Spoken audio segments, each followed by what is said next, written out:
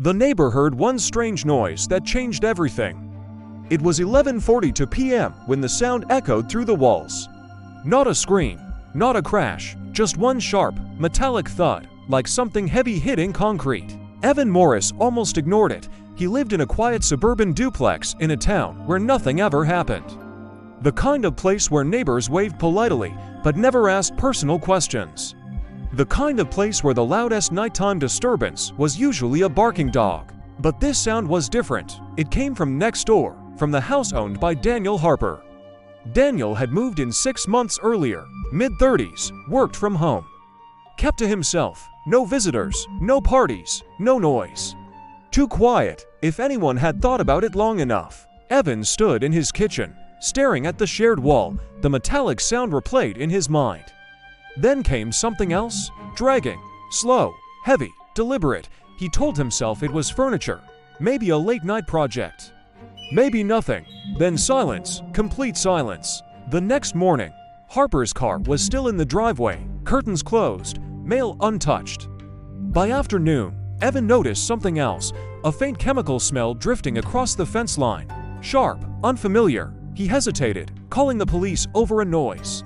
It felt ridiculous, but the smell didn't fade. By evening, Evan made the call. Officers arrived casually at first. A simple welfare check. They knocked. No answer. They circled the house. One officer paused near the side yard. The basement window was slightly open, and there were fresh scrape marks along the concrete below it. Inside, the house looked as staged, living room spotless. Kitchen clean, phone on the counter, but in the basement, investigators found something that didn't match the calm exterior. A large metal storage cabinet, recently moved. The floor beneath it was scratched, the same dragging sound Evan had heard. Inside the cabinet were power tools, gloves, and a tarp, neatly folded. No sign of Harper, but that metallic thud, it wasn't furniture. It was a steel hatch beneath the basement rug. Hidden under a bolted panel was a shallow crawl space that hadn't appeared on any property blueprint. Inside the crawl space were multiple sealed containers and a laptop wrapped in plastic. The laptop told the real story. Daniel Harper wasn't just a quiet neighbor. He was using the house as a temporary storage site for stolen industrial equipment tied to a regional cargo theft ring. Surveillance logs on the laptop showed delivery times, coded payments, and one final entry time stamped the night before. Relocate site, witness risk. Police traced the activity back to the metallic noise.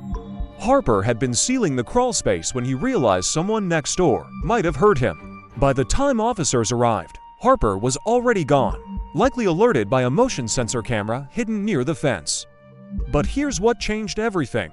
The theft ring had operated undetected for nearly 2 years across 3 states. Authorities had no leads until one neighbor decided that one strange noise was worth reporting. Harper was arrested 6 weeks later in another state, attempting to set up a new quiet residence. Investigators later confirmed something chilling.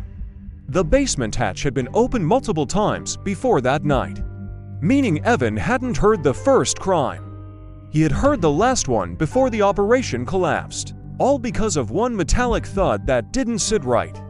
If this story kept you listening, there's more where that came from. Follow and subscribe for more true crime stories.